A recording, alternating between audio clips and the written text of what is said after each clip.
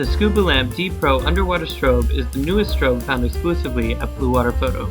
As one of the best value strobes on the market, the D-Pro outputs 160 watt-seconds of power at a beam angle of 150 degrees for up to 500 full power flashes per charge.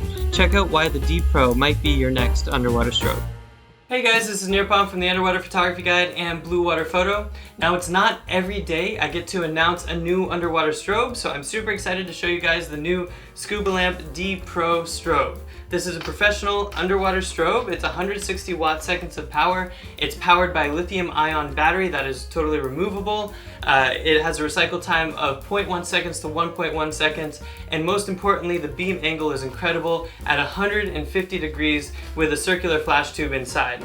Now, I've had the opportunity to shoot the Scubalamp D-Pro in Cozumel. I'm currently traveling, so I apologize for my backdrop. It's not the best situation that I would have hoped for this video.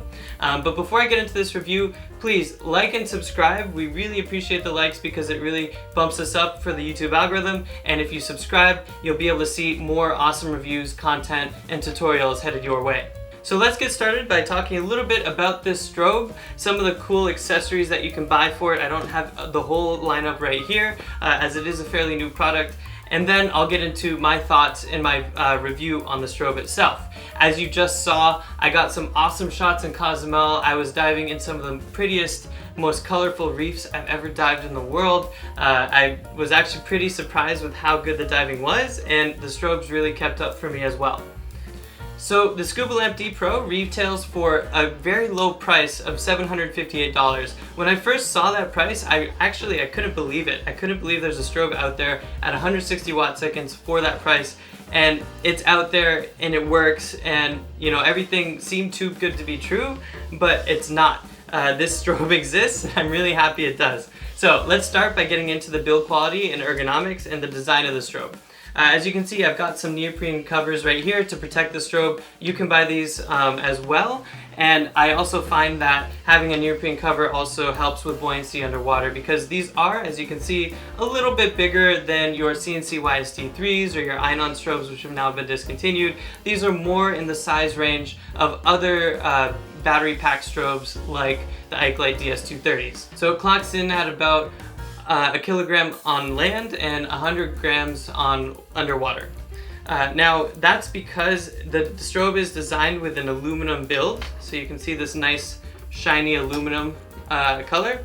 Now if you're ever worried about photographing sharks that get attracted to shininess, you can always photograph using the neoprene cover. So let me go ahead and take this cover off and show you a little bit more about what this strobe is about. Alright, so like I said, this strobe has a nice aluminum build. It has a built-in battery pack that is rechargeable, and the battery life is 600 flashes. So it's got a super long battery life, and I was easily able to get a whole day's worth of diving and still have half power left on my strobe. So you should be able to get almost 2 days worth of diving on one battery pack. However, I still recommend charging it every single day. I also want to show you the back of the strobe has two nice easy dials to use. One to turn your strobe power and the other to turn it on and off. The nice thing about the D-Pro is that it's super simple. Unfortunately, it does not have a TTL mode, but it does have a manual mode, and it's very easy to change your dials because they stick right out and they're easy to hold underwater even if you have gloves. Honestly, they're the easiest dials that I've ever used out of any underwater strobe, and I was super happy to see that somebody finally thought to really extend the dials out as far as you need to go in order to access your settings. The strobe is also built with a nice LED display, and it'll tell you how much power you have left when you're using it as well. Now there's a few different on settings for the strobe itself.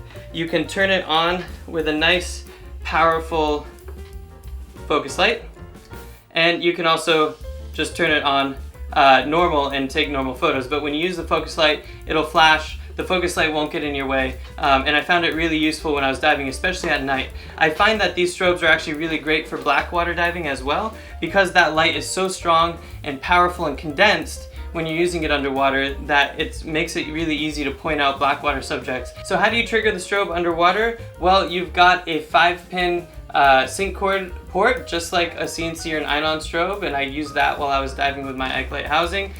Or you have a fiber optic port as well, and we'll be including the fiber optic adapters there to use with normal CNC style fiber optic cables.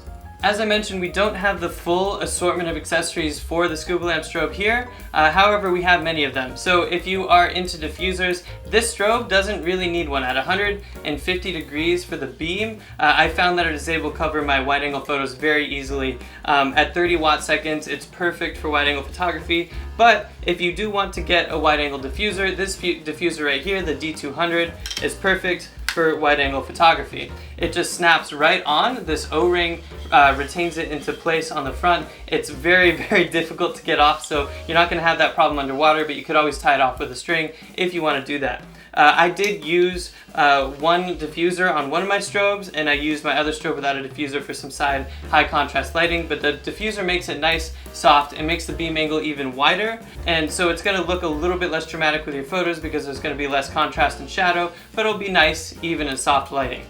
For macro photography, we've got the D210 diffuser. This is also super useful. It's a little bit wider and a little bit softer, which can be better for macro. And I also use this for some of my macro shots underwater. So what's missing from this table of goodies is the optical snoot. So we do offer a snoot attachment for the Scubalamp strobes, as well as an optical shaping device in OSD, and that has optical lenses in the snoot that can condense the light and focus it so that you can get nice black backgrounds and high contrast, especially in your macro photos. The snoot comes with a movable aperture that is controlled via a control ring rather than using a slate of diameters, so it's really easy to use underwater and to aim that light. Now, all of these specs and devices may sound great on paper, but of course it really matters how the strobe performs underwater, and I can do my best by showing you how it does above water.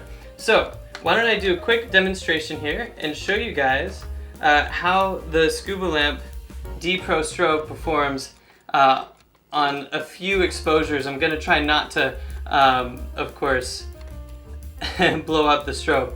I don't recommend you do this at home above water because it overheats the strobe, but for demonstration purposes, this is the Scubalamp D-Pro at full power. My LED screen on the back has told me my power level and also what battery level I'm at. I'm still at half power from my last day of diving, which is pretty awesome.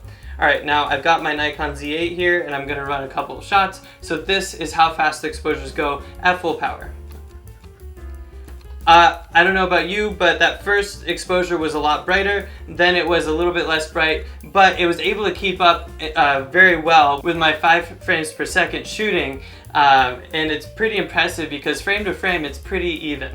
Now if I go back down to the lowest power setting, the strobe can easily keep up with a consistent flash from each frame. So that's pretty awesome, that the recycle time is 0.1 seconds at that lowest power setting, and even at the highest power of 1.1 seconds, you're still getting frames in between that are mostly all the way there when it comes to the power. So this is just my subjective opinion, but I do feel like the D-Pro has kept up even a little bit faster than some of the other strobes on the market that advertise a slower recycle time. I think the Scubalamp has done a really great job, and my shots were very consistent from frame to frame.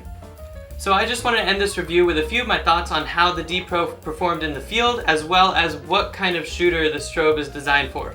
Well, overall, I was very, very impressed with the strobe. What's interesting about it is that it has a color temperature of 4800 degrees Kelvin. And I thought, at least in Cozumel, it worked very nicely for bringing out colors, and I thought the lighting was just beautiful on all of my shots, and it really accentuated the colors of the subjects really well. So overall, I was pretty happy about that.